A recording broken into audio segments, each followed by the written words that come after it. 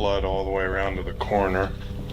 Yeah, look at this. There was a lot of abuse with me and Shane, but that doesn't mean that I ever wanted to leave. He grabbed her wrist and he shoved her, and I told him, like, Shane, I will shoot you. You need to let her go. He wouldn't listen. Do you want him dead? You can go. You can go, okay. When love turns sour, some wives believe that the best exit is to end their husbands for good. Unfortunately, some of them have been able to go unscathed because they have mastered the art of playing the victim. Why would she do that? I wouldn't even know where to start to try to explain it. Regret to inform you that your husband was found this morning deceased. Was this unexpected for you? Oh, yeah. Here are despicable moments when killer wives get caught and they play the victim card. Beaver County, Utah. Meet 30-year-old Victoria Elise Worth, who conspired with her lover to end her husband's life, all in a bid to claim his home as her own. I told him, like, Shane, I will shoot you. You need to let her go. He wouldn't listen. I did what I did to protect him. I shot him. I'd rather it look an accident. It's the only way. I'm gonna keep Hal. No, this wasn't planned. This wasn't supposed to happen. How often have you talked about someone? Oh, Lord. At around 2 a.m. on September the 27th, 2021, officers of the Beaver County Sheriff's Department received a call from a man reporting that he heard the sound of shots fired in his garage. The cops rushed over to the residence, unaware that they were walking straight into a web of deceit and a cold-blooded scheme disguised as an ordinary night's call. Hello!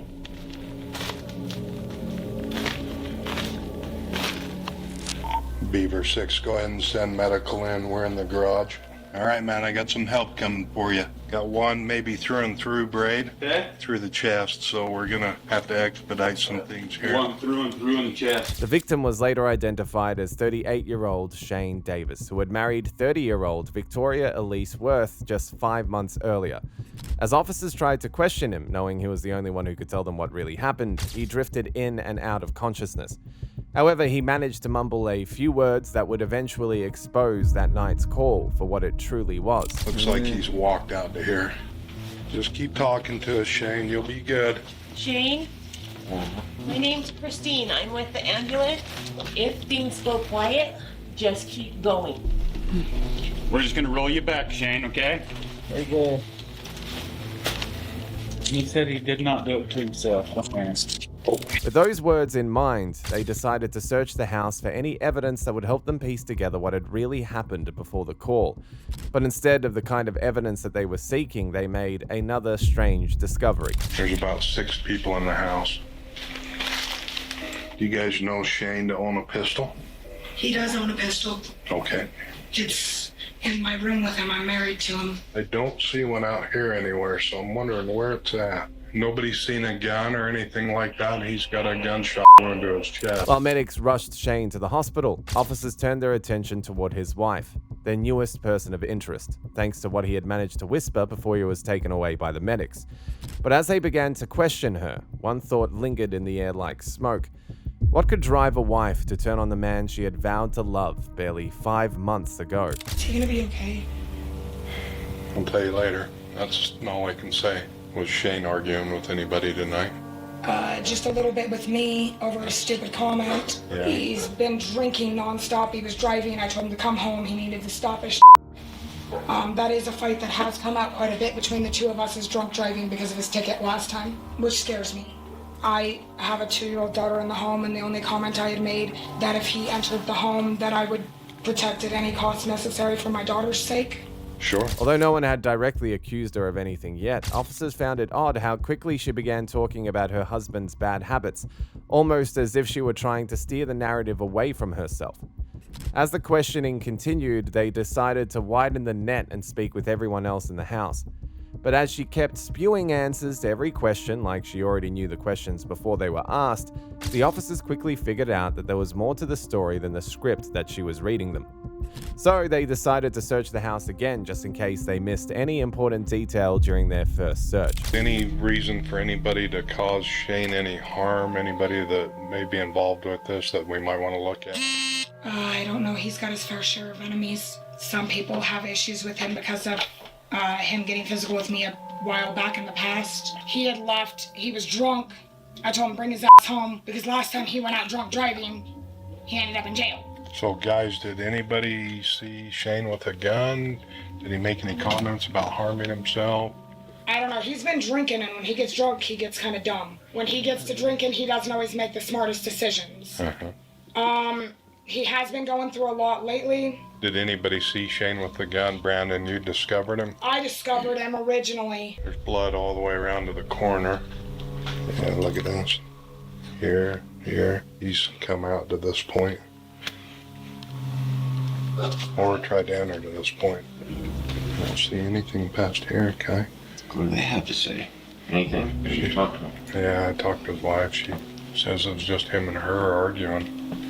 That he's been drinking all day. At that point, the victim's words began to make sense to them. They feared that the situation wasn't a self-inflicted injury. Now they needed more proof, and so they turned to question the victim's wife again. Well, I don't know how well you guys know him, but he scares the living hell out of me. Since I do have a 2-year-old in my home, I will do whatever it takes in my power to protect my daughter at any cost necessary. Now, you said Shane did have a pistol, from what you told me earlier. He has a pistol. It's in my room. I can actually show it to you. Yeah, just take me where and I'll look at it if you don't mind. Yeah, we do have... He has his own gun, and I have a rifle. Okay. So they're both in here. Is that the only 2 firearms in the house? Yeah, his is right there. Okay. So that's his. Set that right there. And I have a rifle, which is... Okay. We can leave it right there, that's fine. What caliber? 7mm 08. Neither of these have been fired. And these are supposedly the only 2 in the home. And maybe we may have a shooter somewhere.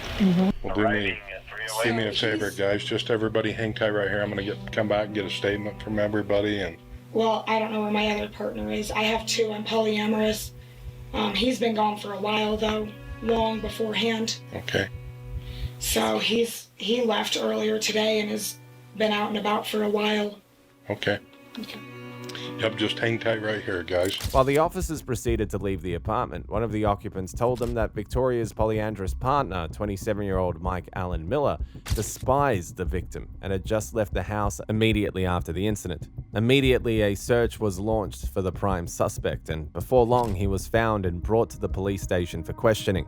But if the detectives ever thought that Mike was going to ever say the truth or try not to justify his actions, they were in for a big, weird surprise.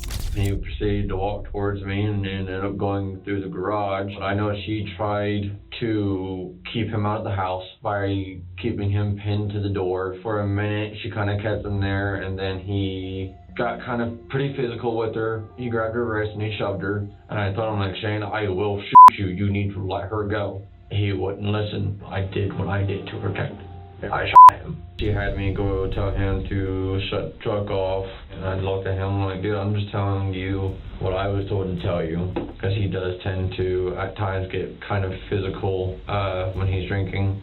I wasn't going to just sit there and let him hurt the woman I love. I saw him as a threat to that household and to that child, and I did what I thought I had to do to protect him. I shot him. Pure self-defense and protection for that household. Sean, who he was on the phone with, he had called her a bitch quite a few times. She had given the warning to Sean that if he came here, it wasn't going to end well. From what I understand, Sean is a very violent person. And Shane kind of said something to Sean, saying, he's like, you know what, Sean, go ahead and come down here. That then there posed a threat on the household, because Sean wasn't going to come down here and just talk everything out. He would be armed, and he was going to come down here for a fight. For some reason, he had really thought that his false honesty was a smart move and that they bought his story. But what he never saw coming was the question they asked him next. Why did you immediately go to the gun rather than try to physically stop him? Because there's 2 of you and just 1 of him. The light wasn't on, and like I said, it's really cluttered in that garage, so I would have ended up falling and stumbling. Hindsight 2020, is there a way that you would have handled this differently? Yes, if he hadn't been so stubborn. Yeah, I mean, but rather with using the weapon. And that's something I thought about throughout the night while I was driving, is that I probably could have handled that a lot differently, but like I said, he was already getting fairly aggressive with everyone else and pretty loud. So has there been any like jealousy squabbles between you and Shane? I mean, have you like seen him with Victoria and became jealous? We've had our moments where, you know, he wasn't really given a choice. Everything had came out that me and Victoria were together and had been together for quite some time and whatnot. She basically told him she was staying with me, and that was that. He was going to have to deal with it or, you know, end the relationship. From everything he had said, investigators concluded that his actions were fueled by jealousy, not self-defense as he had claimed. He was taken into custody to await trial for the life of another. However, it would only take a few months for them to realize the real reason behind his actions. With the case seemingly wrapped up, Victoria believed that she had pulled the wool over everyone's eyes and gotten away scot-free. But what she didn't realize was that karma was waiting in the wings of surprise and ready to settle the score in its own time. On November the 7th, 2021, the police received an anonymous tip from someone telling them to go through Victoria's Snapchat. When they checked her Snapchat account, they discovered messages that explicitly proved that she was the mastermind of the whole incident. So they quickly brought her in for questioning, this time more determined than ever to unravel the puzzles in her very dark mind. So, I mean, were there ever times that you and Mike talked about Shane together and that you were both upset with him because of things he was doing? Yeah.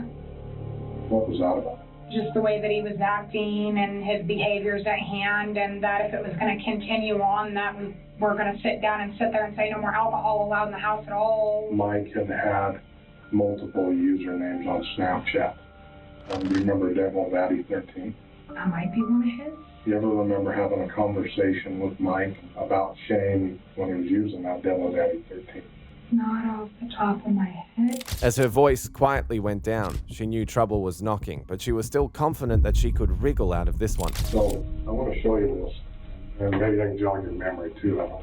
This is those snaps between Devil Daddy and Rebel Princess. Everything that I reached between you and Mike, he said, some days I just wish you would get in an accident or something, so... I didn't have to deal with this crap. But let's just read through these, Victoria. Okay.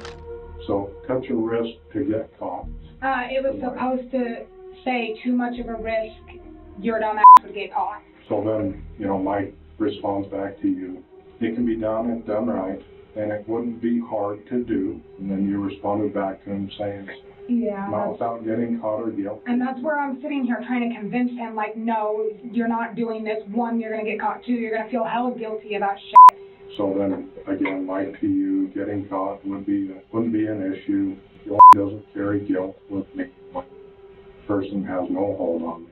Mike reports back to you there's a lot of things that could be done to make it look like natural causes based off his depression and all that's going through his head. I've done it with my dad before, not enough to kill him, but enough to get a point across and make a difference. To the point, and if he dies, he can't defend himself. We can all say he's been acting hella different. The right story by everyone can dismiss it all, and then you say, I'd rather it look an accident. It's the only way. I'm going to keep house. We are sitting here, and I only want one thing from you, and one thing only. I want the truth. You didn't even expect us to have those. She went mute for a second, carefully calculating her next move and desperate to make it seem like she was a victim caught in between two jealous lovers. But as the officers wittily interrogated her, she slipped. You tell things are weighing heavy on your mind. There was a lot of abuse with me and Shane, but that doesn't mean that I ever wanted to lose. Under no circumstances did we plan for this to happen. What went through Mike's head that night that it went all down, I don't know. Shane gets to drinking, he gets violent, and he gets terrifying. I know what the conversation looks like. But at the tail end of that relationship with Shane, it did feel like I was trapped. That night, it just went way too far. Shane gets shot and he falls down. Who helps him? Anybody try to stop his bleeding? No, I can't handle blood, and he wouldn't let me touch him anyways. All he did was grunt and make weird noises. You can't explain that, Victoria. This is the time to tell the truth. I am. This wasn't planned. This wasn't supposed to happen. Except you're talking about murdering your husband with your lover. We're making this right for Shane. Shane's the victim here. And I understand that, but I didn't plan my husband's murder. How often have you talked about killing someone? Oh, Lord. No, seriously. How often have you had these conversations with people? You're telling me that you're a perfect person and you've never done a single wrong thing in your life? No. I have Or made a never, wrong I have never conversation? talked about Okay, but you've never sat there and made a wrong retort. Remember what I told you Shane was that morning? Yeah. You remember what you said back to me? No. And you actually said to me you were worried about losing your house. Your husband just died and told you that. Do you think those things planted the seed in Mike?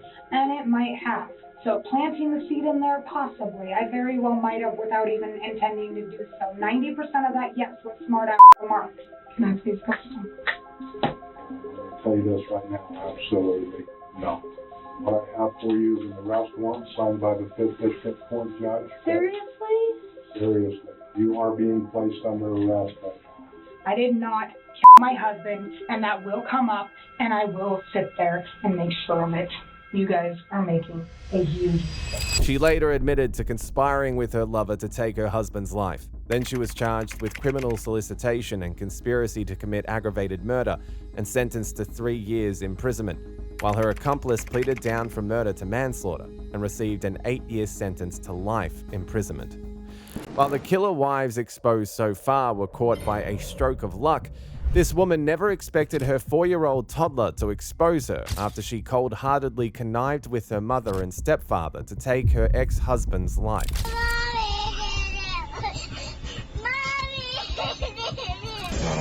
Colby is deceased.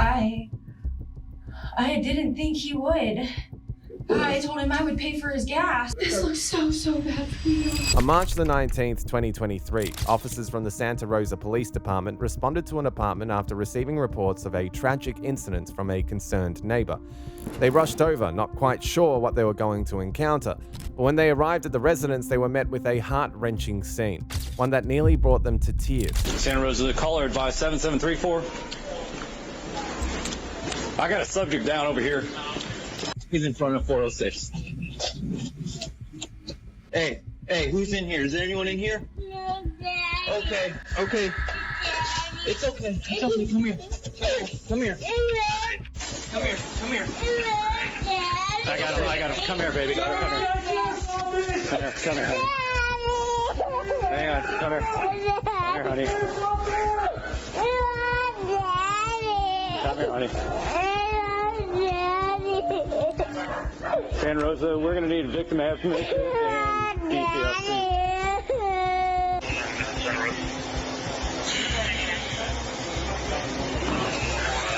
Yeah, he's gone. It's okay. It's okay. It's okay. So where's Annie?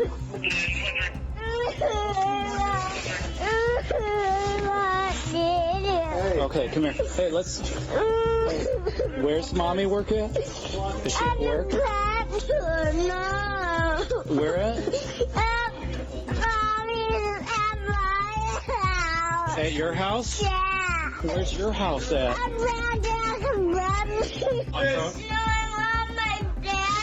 I know. Okay. We'll get your daddy in. Come here. I know. It's okay, baby.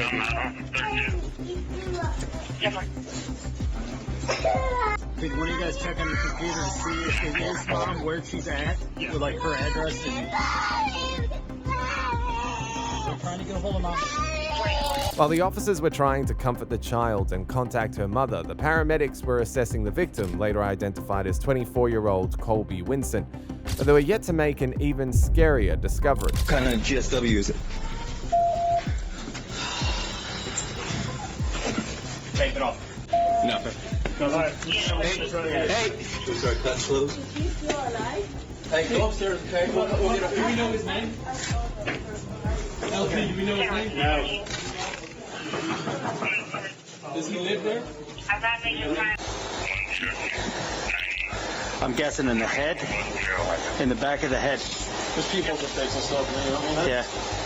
I'm guessing he got shot in the back of the head. With the situation still shrouded in uncertainty and a 4-year-old as the only witness, officers sealed off the scene and began combing through every corner of the house, searching for any clue that could help them piece together the puzzle behind the disturbing sight that they had just encountered.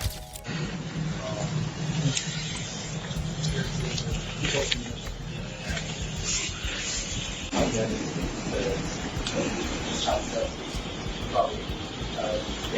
can't tell what it is. Something shiny right there. The silver thing? Yeah. It doesn't. Nah, that's a piece of little plastic. Yeah, I kept seeing silver in here too. Did you get his ID from him? He did. I did. Out of his pocket? Could you tell if he had a cell phone or anything on him? There's a cell phone right there in his in that pocket. It was connected to the wallet, but so. When they realized that they weren't making any headway with the search, they turned to neighbors who were about to give them their first real lead on the case. Did you hear anything or see anything? That I was walking down halfway when I heard the shot. I didn't know it was shot. When I started walking again down the stairs, I saw the man on the floor with blood, and I saw a guy walking to the pine needles. Yeah. He was walking right there. That when he was walking, he said, "That was your dad," and he kept talking, but I couldn't hear anything else. Meanwhile, the toddler, who was still struggling to grasp the horror that she had just witnessed, was about to give the cops the greatest surprise any 4-year-old could give them on the case. Although a child, her statements are about to nail her mother on a cross.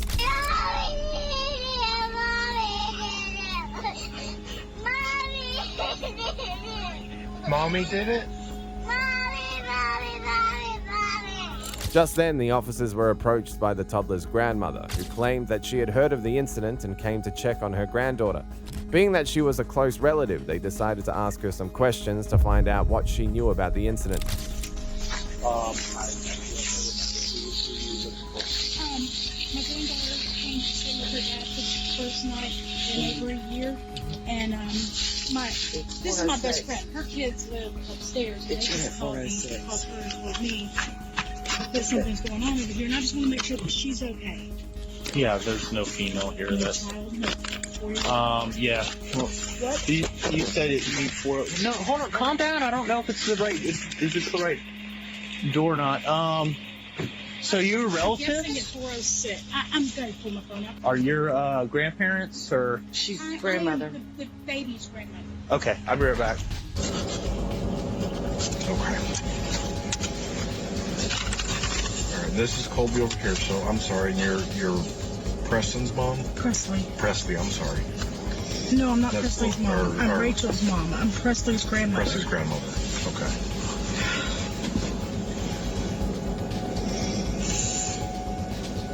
What did he do? Can you tell me? Well, that's what we're trying to figure out here. Is Colby okay? Colby is not okay. Colby is deceased. What? So that's why this is imperative that we try to figure out as much information about what's been going on with him lately. It's our experience that these don't happen at random. I need to call her mom. We're working on that. We're working on all that right now. All that is being taken care of. All that is being taken care of right now, okay? What's been going on with Colby lately? What has he been involved with? Who's he been talking to? Anything you know? This is the first time he saw her in a year. Oh my God. Colby is a great person. Don't let me get me wrong. Colby loved him just like he was one of my children. He is, oh my God, to be honest with you, I haven't spoken to him in almost a year because we have been in a custody battle with him because he wanted her, but his lifestyle was not something that we really wanted. With Presley, the court case, I don't know what happened there. It all got screwed up. How did the exchange go? It went fine. Went I just walked over to him and I asked, I didn't ask him anything. I did ask him. I said, do you have childcare set up for this week? Because this is the first time he's had her. And I know he works. So Colby, did they meet up somewhere to pick her up, or did At they? Publix at 6:30. Okay. Me, Rachel, Chris, and the baby. And Rachel and Chris stayed in the car. I walked her over to him. Oh my God. Well, who is Chris? Rachel's fiance. Okay. Should I call my daughter and tell her to come over here? I mean, No, we've got, like I said, all that stuff right now is getting taken care of. Okay, we have detectives that are trying to go and talk to her, that are going to meet and talk to her as well. After hearing her go on about the custody battle and weighing it against what the little one had said earlier, the suspicion began to grow legs. Still not wanting to jump the gun, they decided to confront 27-year-old Rachel Moore, who would quickly become their prime suspect. So your daughter is fine. I cannot tell you a whole lot due to it being an active criminal investigation. Colby has passed away. Where's Presley? She's safe. She's perfectly safe. She's perfectly safe. Nothing has happened to her. But Colby has passed away. I can't tell you that. Was she with her? Did she see it? I don't know all the details. There's a lot of moving parts to this case. We've got several detectives. We've got a lot of people on the scene right now. My job was to come over here and speak to you. Let me ask you this. Do you know of anybody that would want to hurt him? I pushed him out of my life as far as possible. Sure. I don't know. When they saw how visibly shaken she was by the news, the officers began to second-guess themselves, wondering if they could really take a toddler's ramblings at face value. Still, they brought her in for further questioning, and with every carefully chosen word, she wove a tale of innocence, painting herself as the wounded dove who would never harm her ex. How long were you and Colby together before you separated? Probably 4.5, 5 years maybe. But my child was about 14 months old when we separated. She's 4 now, and we haven't had much contact since then. Did you guys live in Santa Rosa? Yeah. The whole time? Yes. If you don't mind me asking, why'd you guys separate? He has a drug obsession. Like, no matter what environment I would put him in, he would bring the drugs to it. I could get him out of the environment and he would be the drug dealer. I could take him, we moved out because his family said that if you have a baby and you live with your family, it just automatically ruins your family relationship. Like, you don't get to grow as a family.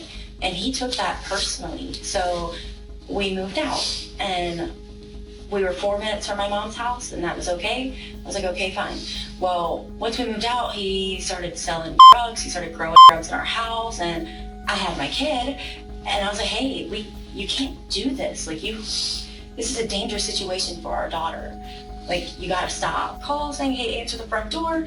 And I answer the door and there's deputies saying, hey, where were you? What were you doing? I'm here, sleeping, up here, waiting. Well, I'm trying to give you this opportunity to be real clear about what, maybe even an idea you have in your head about something that could have happened. And the reason why I say that is we have a picture of the person who did this. I don't want you to be caught off guard if it turns out it's someone you know. Because if it does turn out that you're withholding information and our investigation leads to you withholding information, then how is that going to work for you out? How would that work out? But I don't know. In Press's favor. I don't know. I'm gonna tell you, I have talked to everybody the same way. Taking it seriously? Does that make sense? No.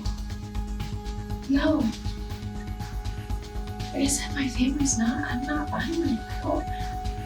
I don't understand. I'm not saying you're violent. I didn't do this, though.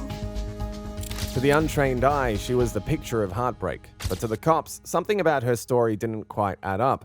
But they just couldn't place their hands on it.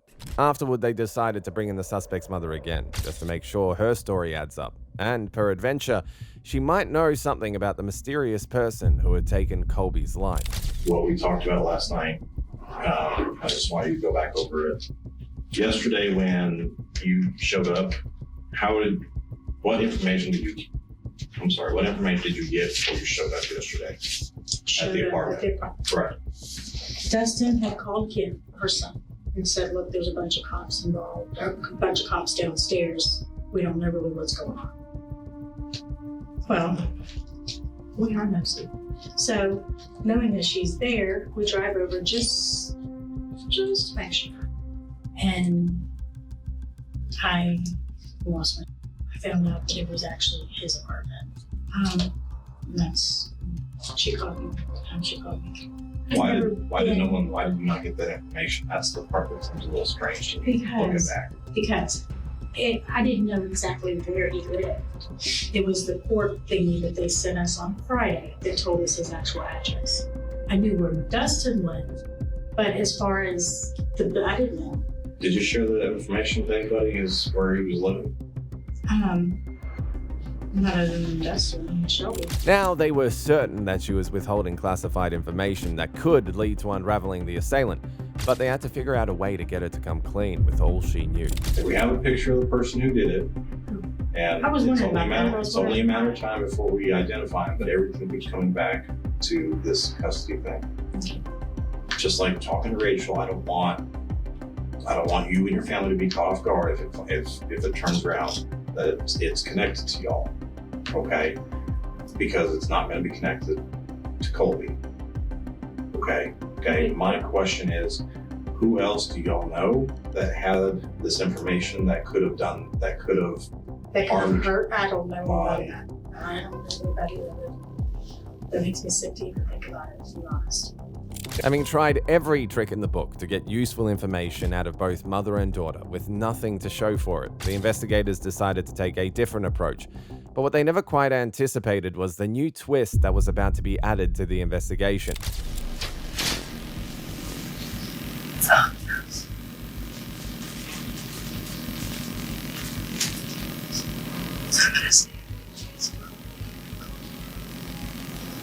The pieces were finally coming together. Now they had just discovered that it was a family affair, and it even got them to mention a new name, Jason Curtis, who happened to be Rachel Moore's ex-stepfather. Now they decided to grill them together one more time, confident that if they were persistent enough, they would finally crack the case. But nothing prepared them for one of the worst stories of an ex-wife scheming with her family to deliberately take the life of the father of her child. What's going on? No, I figured I could tell us all at the same time. Okay. This is something I need to sit down and Yes. throw up. Yeah, you might called Booger on Monday and told him about the court date with Jason Curtis. And I was panicking then. And I not to worry about it. There wouldn't be something you gotta worry about. And I messaged him, told him everything that was going on. And he had sent me pictures of knives and guns and it's Renaissance shit. But I didn't think anything of it because he looked far away. What did he send you the pictures of the knives and guns? Was it on text message or Facebook? Messenger, but I thought that was bad to have. Facebook Messenger? Yeah. After what I deleted that immediately as soon as everything hit the fan, I was like, oh wow, this is probably bad. This probably looks awful. I called him again on yesterday. Not yesterday. I don't know. Do you think he would actually come down here and shoot them? I don't know, but he did tell me not to worry about it, and then he called last night and said that I don't have to worry about it, everything's fine. And then you left, and then they came, so maybe. Who left again? She left, and then the detectives came, so maybe. Did he come by your house? No, He came by my house. That's why I was like, I didn't think that would actually happen.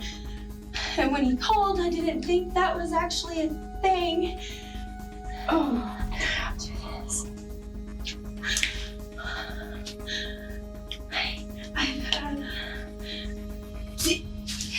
I've had so much anxiety about this all week. I have literally been laying in my bed over it.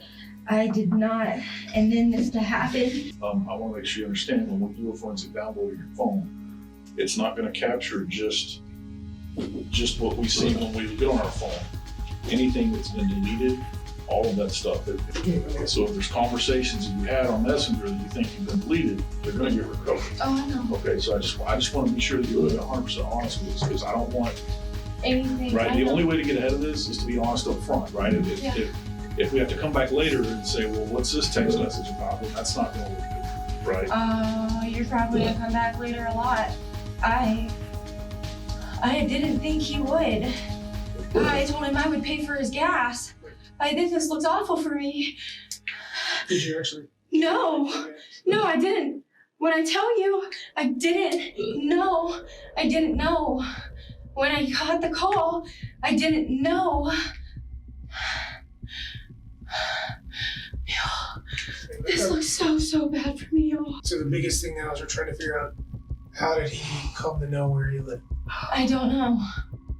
What I'm telling you, I just told him this is what happened. And you and I were talking earlier, and it was pretty clear In the circle. what I was circling around to. Yeah, I told you I And didn't you, know on anybody who purpose, would want would to hurt not him.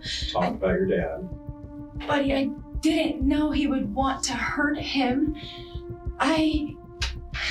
But you knew it was good information. But you knew Yeah, it was it would information be you a should have good shared. lead, but So were you trying to protect him because you already know what he had done? No, I wasn't trying to protect anybody other. But you didn't give me his name or reason, so it was because you were trying to protect him. You're loosely trying to protect yourself as well. I can understand that. But you're also trying to protect him for what you knew he did, right? I don't want this turn around on me if that was him. I knew what I had said to him. With the truth finally out, officers wasted no time in putting the cuffs on Jason and bringing him into custody. Though they already had enough evidence to seal his fate, they followed protocol and decided to let him have his say. But when he finally opened his mouth, his words were even more chilling than his actions. The kind that could send shivers down anyone's spine. So the reason we're here is there was a warrant put out for your arrest, all right, for the murder of Colby Vincent. Vincent. Right. Does that name even sound familiar to you? You have a stepdaughter, Rachel, correct? I'm sorry? Do you have a stepdaughter named Rachel? Yes. Okay. What was Rachel's ex-boyfriend? Okay, I didn't know his name. I never met him.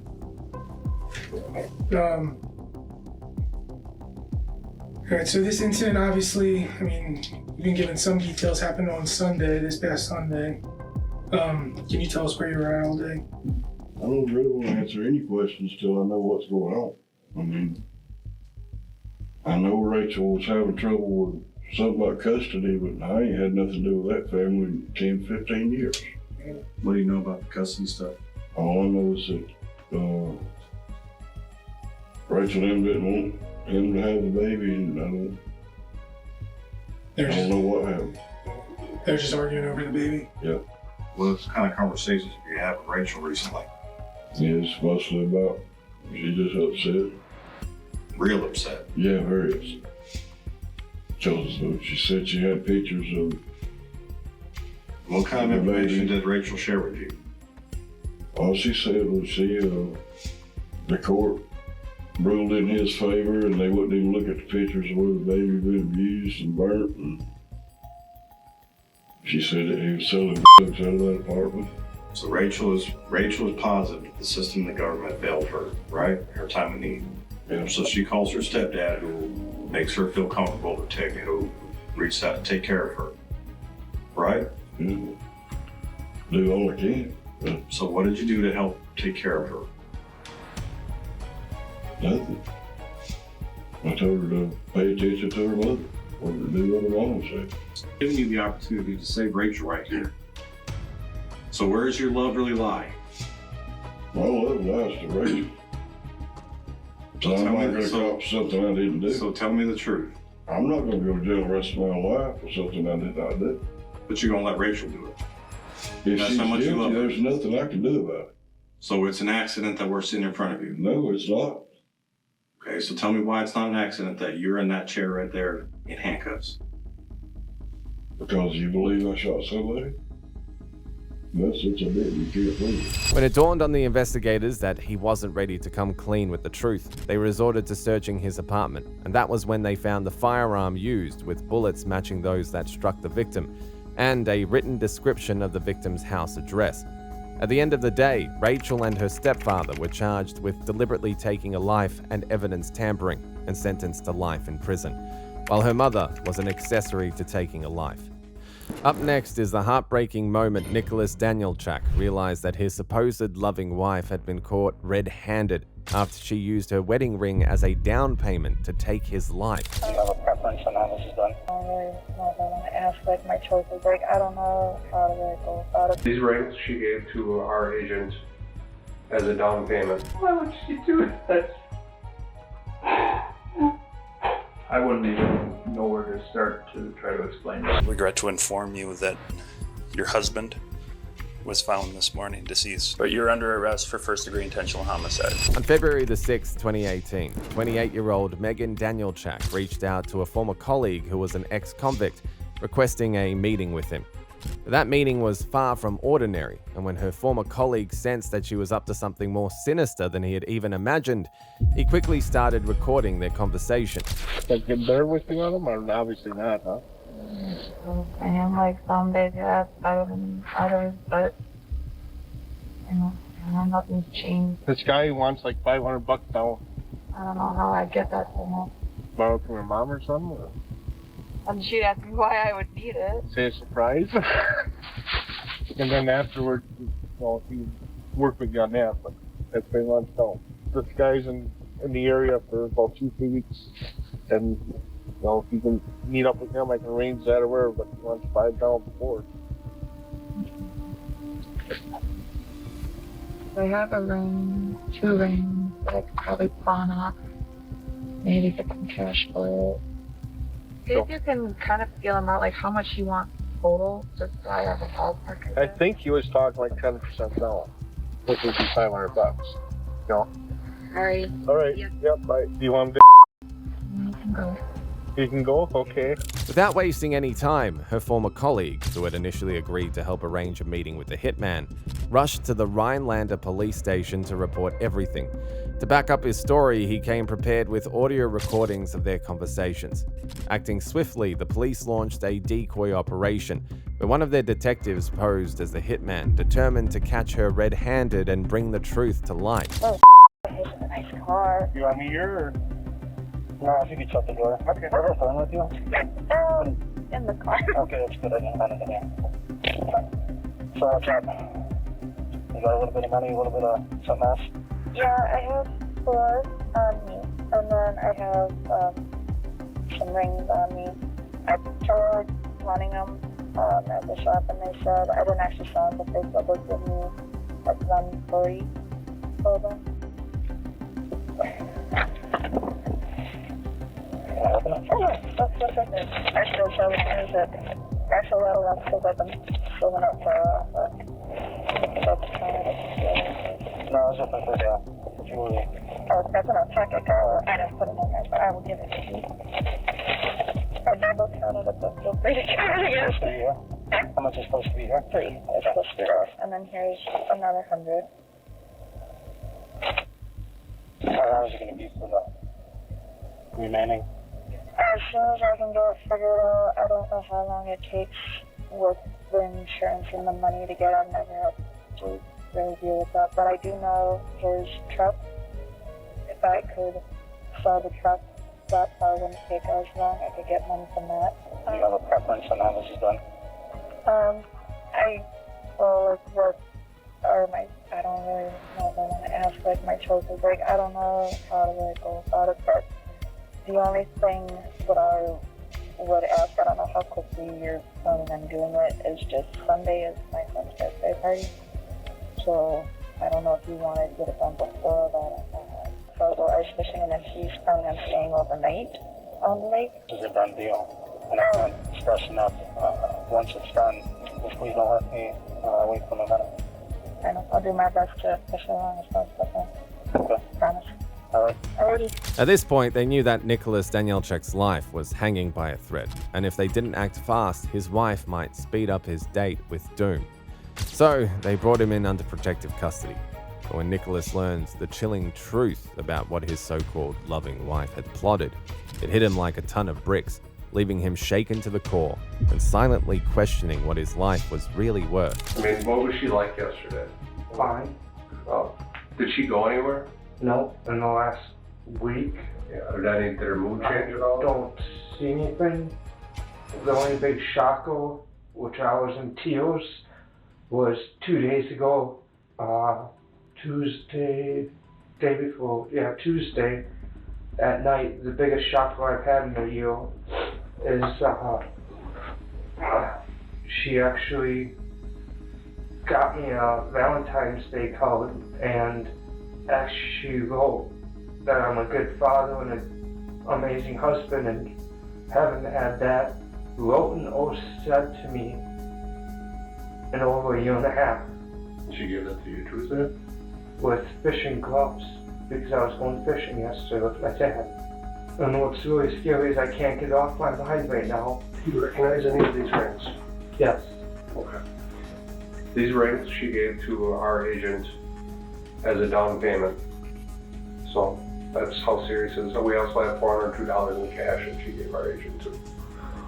So that's how serious this is. We're not even to the point of talking. She's to the point of acting. She's expecting you to go ice fishing tomorrow. Saturday. Right. Yep.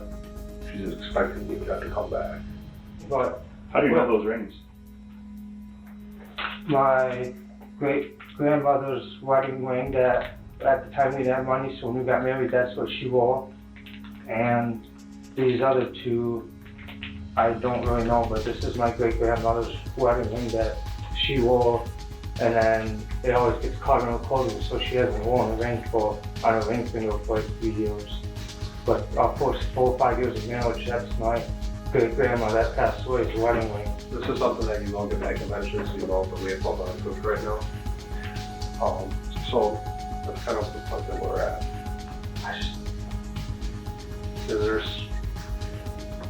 The way that we need to do this is we have to keep you here. We're gonna have an officer be with you. Why would she do that? I wouldn't even know where to start to try to explain that.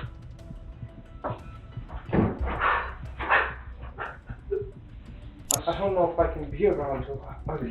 You're not gonna be around her anymore. What about my kids? You're gonna have to be strong for your kids. You're gonna be with your kids. Oh. You wanna sit with me for a minute? Yeah, I need my dad.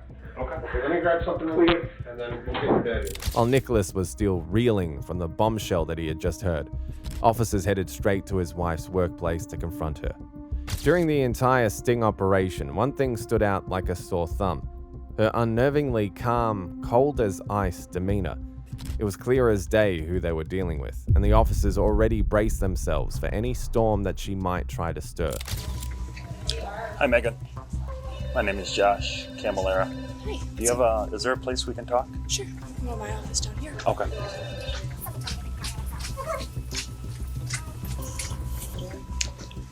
Yeah, that's fine. Why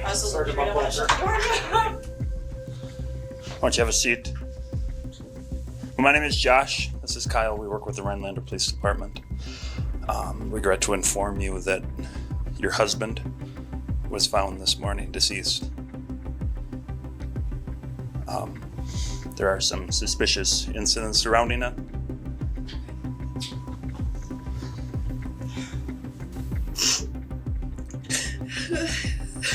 I know your husband wasn't very old. How long have you guys been together? Married for 6, together for 7. Okay.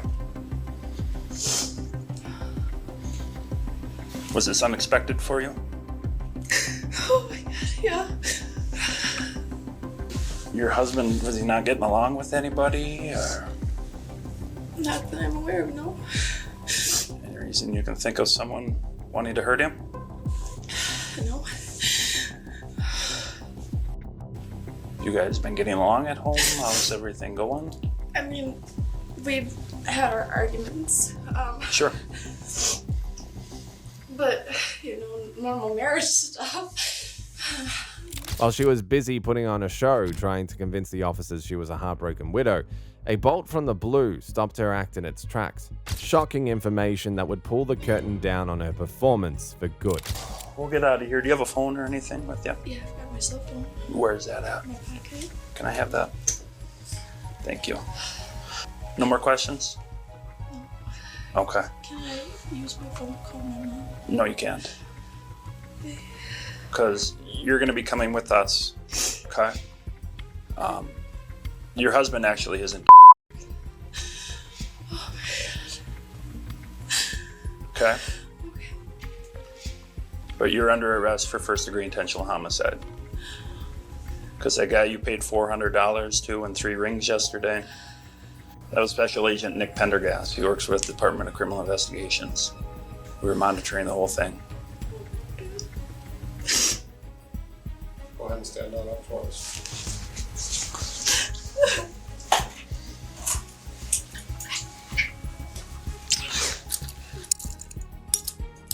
After placing her in cuffs, she was taken to the police station for further investigation. They needed an answer to the only question on their minds. What was the reason for her actions? So what is going on?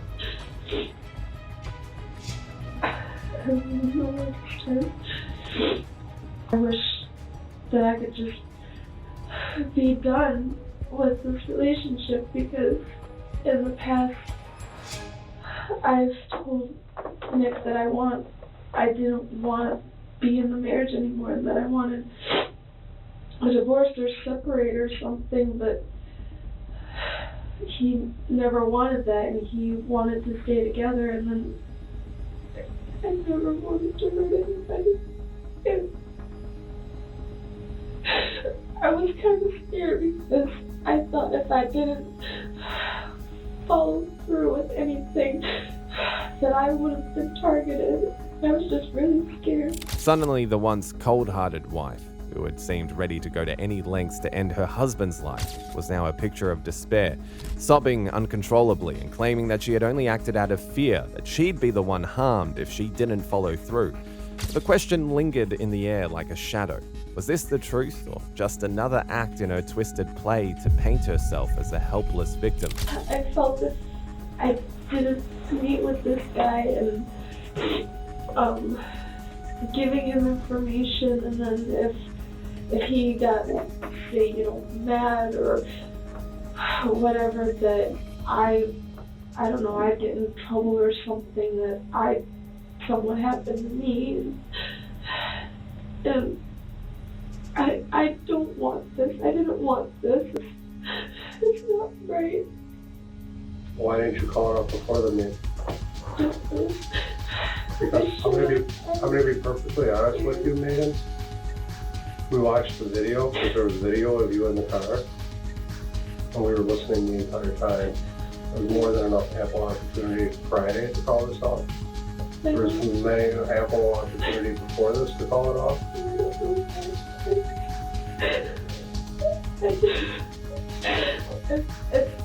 I feel like an idiot. Well, I guess the question really is, why did you think it was even remotely okay to even start with this? I don't know. It's not. It never is. It never was. It never should be. I don't know. The officers knew that there was more to the case and that she was yet to tell them the real reason for her actions, so they kept pressing her for more information, not quite ready for what she was about to say next. It's just, I guess, stuff going on for a while that I personally just haven't been happy, and I don't even know why I even thought of this. I'm not like this. And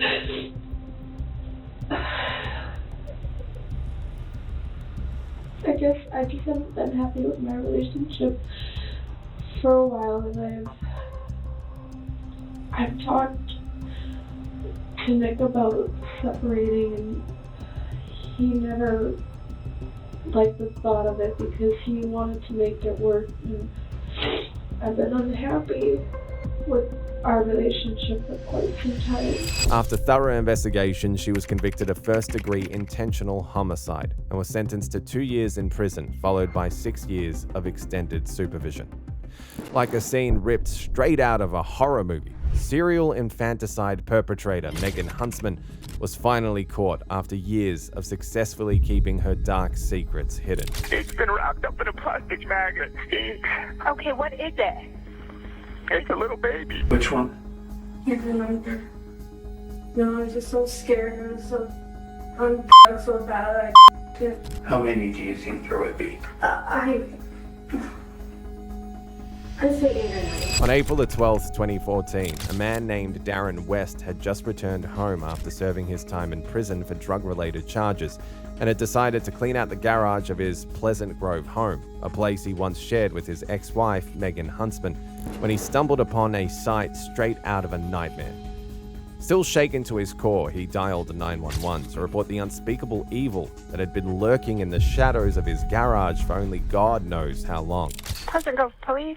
Oh, yes, ma'am. Can I have an officer come to this address? And your name? My name's Darren West. I just found something in my garage. I think it's a miscarriage. Can you be more specific? What do you mean by a miscarriage you found?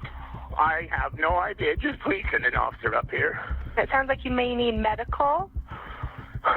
It's been wrapped up in a plastic magnet. Okay, what is it? It's a little baby. They rushed over to his residence and began to question him, but the despicable incident wasn't even as shocking as the person responsible for such acts. Who lives here? Us 3. 1, 2, 3? It's a double house. The basement and the upstairs are 2 different. My 2 daughters live here. See, we've been cleaning the garage. Okay. And then got a 48-hour pass, and I have... Here. We went on home and find down. It was in a halfway house. And you've been cleaning out the garage. I'm trying to get, because I've been gone for so long. And Anyway, there was a box over there. It was all wrapped up. And he says, what is this? Let's start off with, is it your wife or your girlfriend? I'm still married to her, but... Okay, so legally, according to law, it's still your wife. Yes, sir. Okay, why don't you tell me what her name is? Megan Huntsman. What happened is when I went to prison, she stuck around for 2 or 3 years and she took off. But she is with a boyfriend now. Where is she? In West Valley somewhere. Just had her on the phone. She said it was his. And I just said, what the hell is this? What have you done? And I always found something. She goes, oh, you did? Get that for her. Don't call the police. Don't call the police. I'm going to get it. But you said it was yours. Logically, is that true? I don't know, man. I never knew she Seeing that he was still reeling from the horror that he had just witnessed and too shaken to string his thoughts together, they turned their attention to his ex-wife. Are you able to help us understand what's going on here? It was a miscarriage. And how far into your pregnancy were you?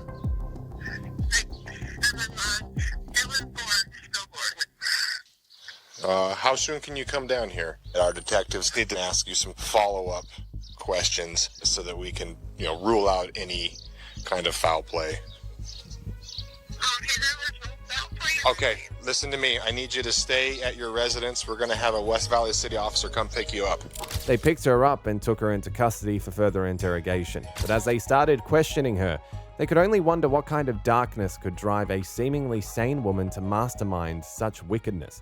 But what they didn't know was that she came prepared and was determined to do whatever it would take to ensure that she walked out unscathed. Well, you know why we're here, what we're here to talk about. Just start at the beginning and tell me what happened. Well, we were doing drugs a lot. That's what he was in prison for. I got pregnant right before he left, and I really didn't know because I thought it was just stress and stuff. And you went to prison in 2006? Yeah, How far along were you when he for a went? couple months. Where did you have the baby? In the house, in the bathroom. In the house that you and Darren lived in. Describe to me what happened. Well, I was having a lot of pain that day. I didn't go to work. My kids were at school. I went in the bathroom, just sat there and just pushed really hard, and you know, the boy wasn't crying, and I by myself, and I didn't know what to do, and I couldn't get it to cry or anything. Then what happened? I got scared, and I wrapped it up. Me not being smart and calling you guys, I was in shock. It was stupid of me to do it. What do you mean when you say you wrapped it up? You remember? It was towels or garment bag or something. I put it in the box.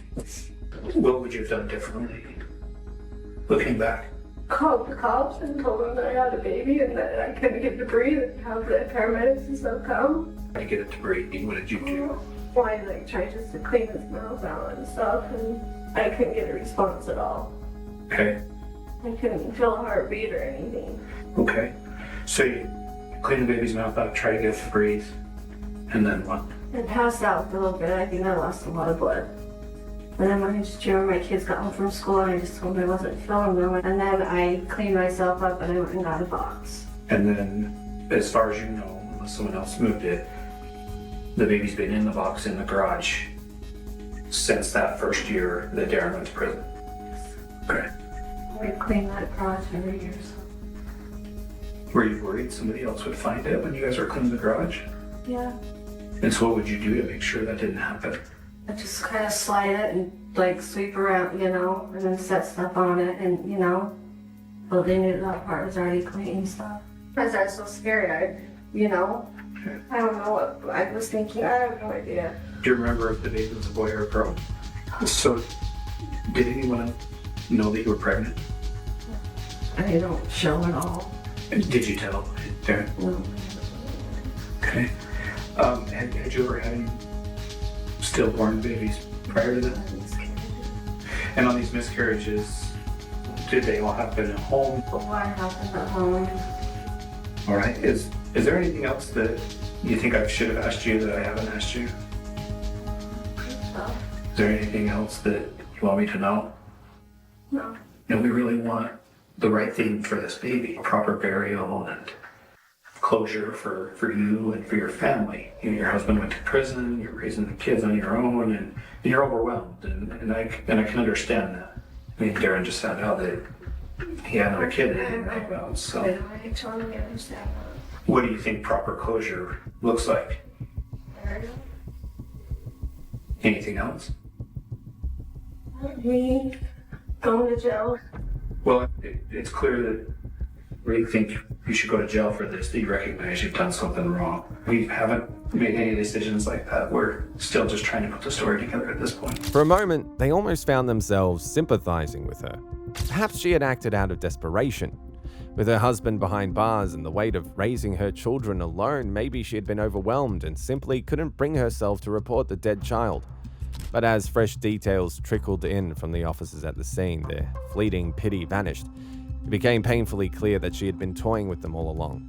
Wasting no more words, they laid the facts bare before her, eager to hear what tale she tried to spin this time. We have investigators in the house right now. They found a second baby. Will you please tell me about that? There's more. Hey, I'm sorry. I have hit every one of them, and he had to have known I was pregnant through most of them. There's others?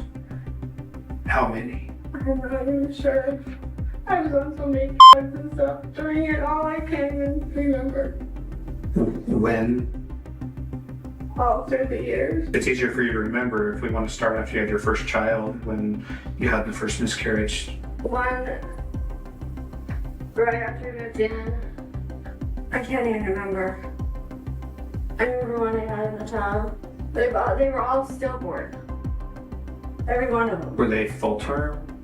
No, I don't think. Okay, so how many do you think will we find in the garage? 4.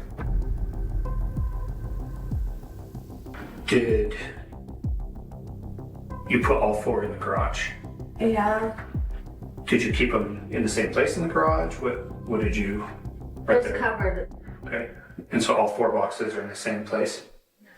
Okay, well, I just want to be able to relay to the detectives what they're gonna find. And so all 4 Yes. are in the Yes. cabinet in the garage. Yes. Why didn't you call for help? I'm afraid of people know I'm pregnant. I mean, this is Utah. It's not common for people to have a lot of kids. Because I was young, because I was so young. Several years later, though, when this happened, I mean, you're not so young. I know. But like I said, the drugs, they mess with you. Bad. So you're telling me that because you were on drugs, you weren't making good decisions? Yeah, exactly. Does it feel better to tell the truth? Yeah. All right. Okay, just a minute. He paused briefly to relay the suspect's shocking confession to the officers at the scene. Hiding a pregnancy wasn't exactly unheard of, but doing it over and over with each child born lifeless reeked of something far darker. As more than 20 officers combed through the property like hounds on a scent, scouring every inch for the remaining boxes that held the little one's tiny remains, the interrogation pressed on, heavy with tension and the weight of unspeakable truth. You know, we've talked about a lot. I don't know yet. We haven't made those decisions because we're doing the search warrant still. And because of the seriousness of this, they are also going to obtain a search warrant for your house in West Valley. Is there anything in that house that we need to know about before we go up there? For me, no. All that's up there is my clothes. Okay. So you have the babies been in the garage the whole time? I never moved them or anything. But yeah, they've been in the garage the whole time. So we're talking 8 years ago. Yes. I mean, you told me earlier that you put the boxes with the babies in them in the cabinet. Yeah. Did you ever take them out of that cabinet? No. I imagine in the last 9 years, stuff's been in and out of the I carpet. didn't think so because I was just there a month or so ago getting my bed and stuff out of there and I seen it sitting there. Right. And so did anyone in the world know that the baby was in the garage? Okay.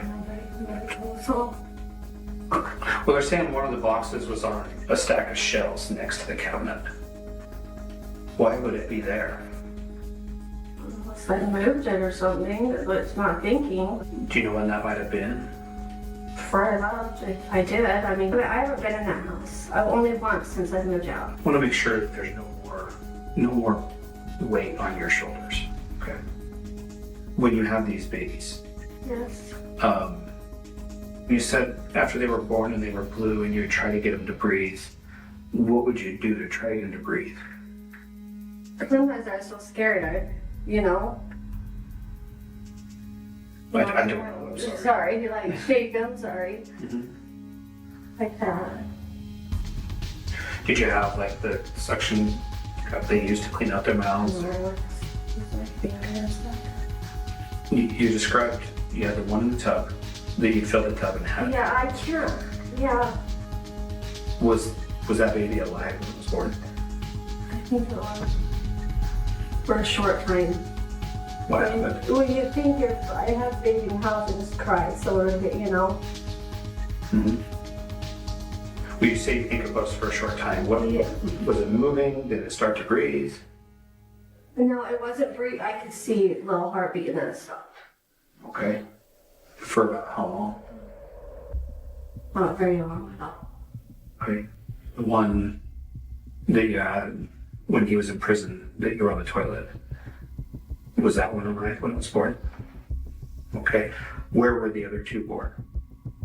One on the bed, and the other on Okay. The one on the bed when it was born. Do you think it might have been alive for a short time as well? Am I up? Did you kill the baby after it was born? What we need is the truth. I did one of those. Which one? Can't remember. No, I was just so scared. I was so on drugs so bad. I yeah. How did you cook it? Yeah. Do you think all four of these babies were alive when they were born? I'm pretty sure one of them wasn't. And did you cook the others? Yes, I did. And you put them in a towel, put them in garbage bags, and then put them in a box and put it in the garage. So one was dead when it was born, and the other three you cooked. And why did you cook them? I don't know. Scared. I was in shock. Have you ever told anyone this? No, I've never told a soul.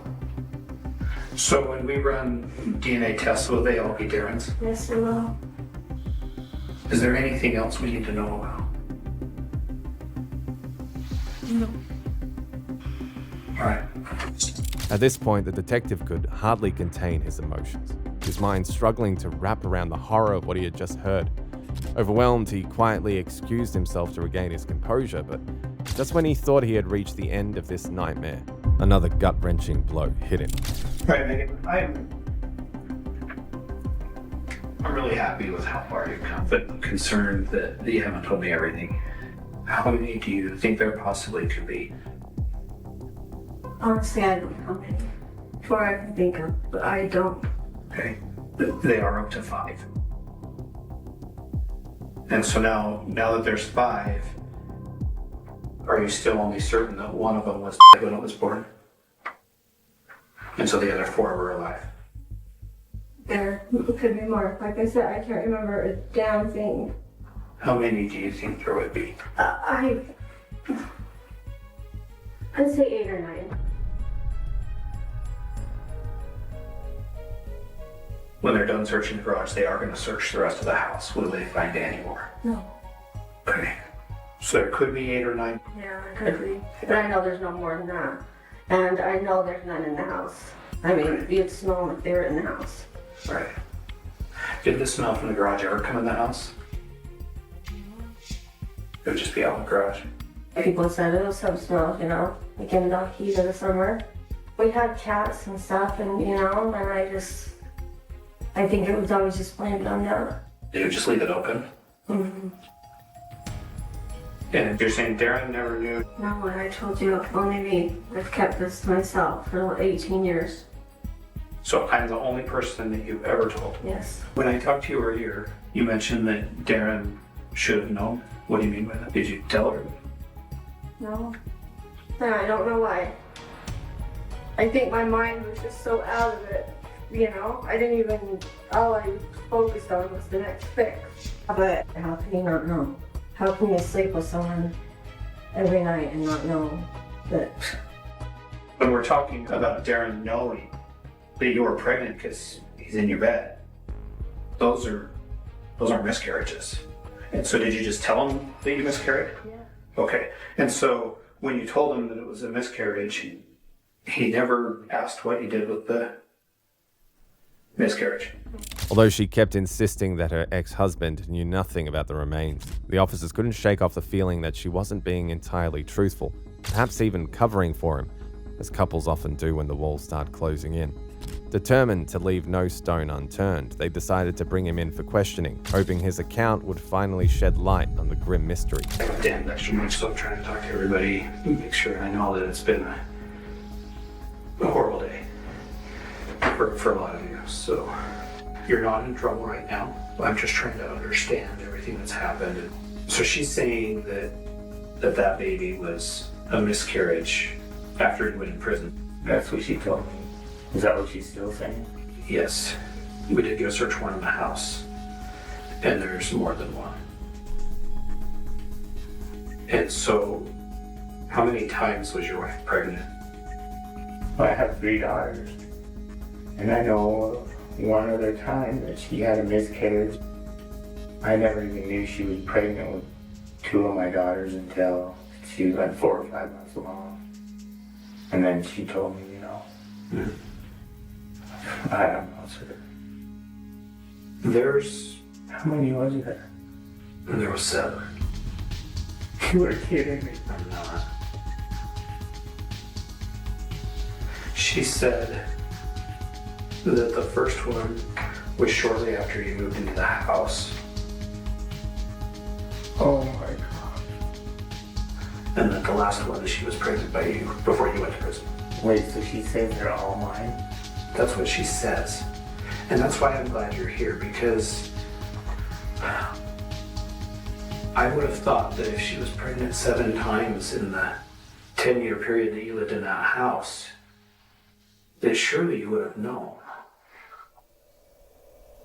Holy. You said you knew that she was pregnant once. Are you talking about one other time than the miscarriage, or are you talking about something else? I just That's the only time I know. I was so messed up on freaking drugs and I don't know what was going on. I can tell that you know about more than the way you're telling me. Megan hid pregnancies from everybody until shortly before she had kids. But you're saying that she told you when she was 4 months along. I believe that you knew about these pregnancies. I swear to God, I never knew about all these pregnancies. But what's happened here is tragic. But I don't think that you killed these babies and hid them. I think that you were married to a woman who was going to do it her way, and then you were done fighting with her, and so you allowed her to make these decisions. Is that what happened? I never would think that she would put babies in a box and freaking... So what did you think she was doing with these pregnancies? I didn't realize she was pregnant 7 freaking times. I'm a married man. You know your wife's pregnant. And so she's telling me that the only one that you weren't around for is when you went to prison. Honest to God, I didn't know that there were 7 babies in my garage. I know. I never knew there was 1 in there. Do you think I would have go out and clean the garage and then, you know what I mean? I understand where you're coming from. I'm not saying you knew they were in the garage, but I'm saying you had to know that they were brought into the world. Unfazed by his insistence, the investigating officer continued to press him for answers. Your wife has admitted to some crimes, to some horrible things. She admits that she killed some of them after they were born. Like I said, she's being completely honest, and I really wish you were too. What do you want me to say? I didn't know she was killing kids, and I didn't know she was put in boxes. I don't know how they do it. I don't know how she could give birth and then...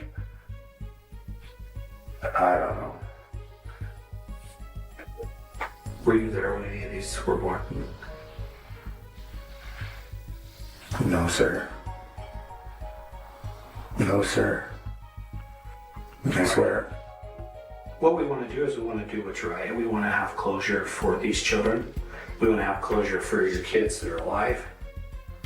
For these babies' grandparents. I mean, these babies were in a garage for years. I never knew that, no. I never knew that. I don't want to say nothing else. This is looking bad. I had no idea that she was killing kids and putting them in boxes. I swear to God. Okay. But I want an attorney though. Wouldn't you? I can't give you that advice. I'm not in your situation, and I don't think I ever will be. No, you won't. So. Okay. All right, hold on just a second. We'll get you upstairs in just a minute. His request for an attorney brought the interrogation to an abrupt halt. Soon after, every piece of evidence recovered from the scene was sent to the forensic lab for analysis, and the results told a chilling story. Only Megan's DNA was found on all the materials. With the truth laid bare, she was later convicted on 6 counts of taking a life and sentenced to life behind bars. Just when you thought these killer wives could do nothing worse, Kimberly thought she could talk things out with cops after sending her ex-husband a threatening message. To tell you about a threat that came today on my phone. Okay. From my ex-wife. She's going to kill me. Okay. Before I go to jail. And then I'll go to prison. You know what, Dave? Don't with me anymore. You are gonna...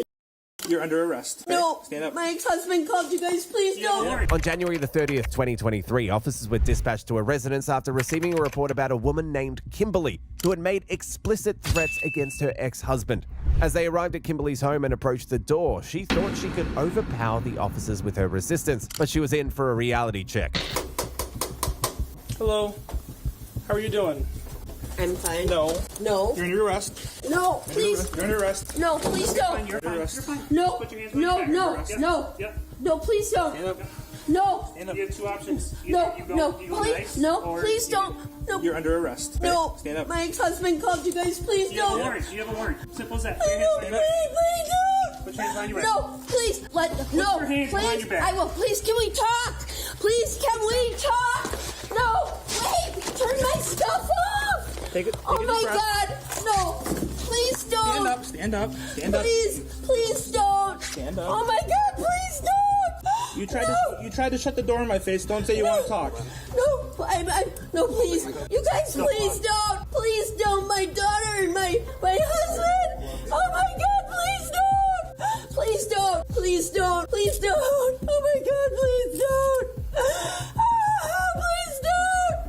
Oh my God. I was so angry at him. Please don't. Oh, please don't do this. Please don't. Stand up. Stand up. I will. You have anything in your pockets? No. Okay. Let's get your glasses on. Can I put it back on for you? Guys, please don't. What do you want shut off in here? Lights. Where are your keys at? I'm sorry. Where are your keys at? Listen, where are your keys at? It locks when we shut it. Do you have keys to get back in? Nothing. Let's go. You gotta walk on your own though. We know you go on. Come on. Let's go. Tell Dave I'm sorry. Please tell Dave I'm sorry. Please tell him I'm sorry. I was just angry. Please tell him I'm sorry. Watch your foot. Watch your foot in. Thanks, guys. Please help me. Prior to her arrest, Kimberly's ex-husband had gone to the police station to share shocking news about her. Little did anyone expect that the woman who had seemed to be at the mercy of the law enforcement officers would soon be revealed as the one behind an unimaginable act. Just coming in to tell you off rep that came today on my phone.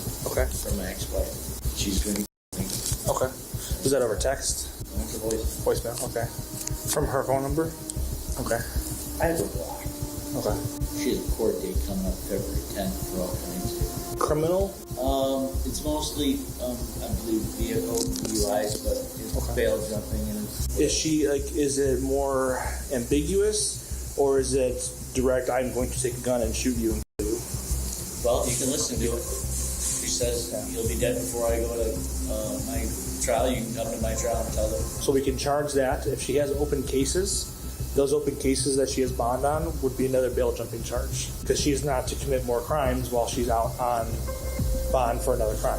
There's also tickets we can issue. If you just want her cited, I can mail her a ticket for unlawful use. I want to take care of it. I don't want to be harassing her or her two kids, and they're adults. Yeah. Charging her isn't going to necessarily end the problem. If we were to try and pick her up on it, like if we were going to go forward with charges, we would take her to jail. Do you want to hear it? I will, yeah, I'll listen to it. I just want to see what route you want to go. If you want me to listen to it first, and then we can decide, that's fine too. You've probably heard a lot of them. Yeah. You would know. Definitely want your opinion. I mean, this is the first time I've ever Does she have access to a gun? taken action. So Does she have access to a gun? I've never seen it. She's told me she has concealed carry, but I've never seen it. Yeah, we can listen to it. No one would. You mind if I sit next to you? Before I go to jail. And then I'll go to prison. Well, that is the most direct one I've ever had. She's pretty clear as day saying you're going to... Usually it's alluding to, you know... Can we play the voicemail one more time? I'm going to hold it in front of my body cam just so I can get all the audio. You mind if I hold it? Yes. You know what, Dave? Don't f with me anymore. You are gonna be painful. Yeah, this witch is gonna kill you when you least expect it. And it's gonna be before I go to jail. And then I'll go to prison. Yeah. All the lies you tell about me, you'll be. Yeah, I just threatened your life. Come to my trial, and you can tell them everything. The moment the officers listened to the recording, it became clear that Kimberly was capable of carrying out her threats against her ex-husband. As she was escorted to the police station, the gravity of her actions dawned on her, and her behavior changed dramatically. Dave, My ex-husband called. So you're being arrested for a couple things. Please help me. You have a warrant out of Georgia. And then you have 2 open cases, so you have 2 counts of bail jumping, and then you're gonna get resisting, and you're gonna get... No, I wasn't resisting. Yes, you were. I was scared. Yes, you were. I told you were under arrest. And then you're getting arrested for unlawful use of a telephone. For threatening my husband. Yes. I was so mad. You can be mad, but you can't threaten people. I wasn't gonna kill him. He won't let me come see my daughter. She broke her leg. Confirm it now. Will you please tell David? Please. I'll tell him. Please help me. What do you need help with? This whole thing. Did you guys grab my phone? Yes, I did. You gotta tell Dave I'm sorry. I will. You I will. I'm gonna call him later. I'll let him know. Please tell him I'm sorry. I will. I just wanted to see. 1612. In the end, Kimberly was charged with unlawful use of a phone, 2 counts of bail jumping, and resisting/obstructing an officer.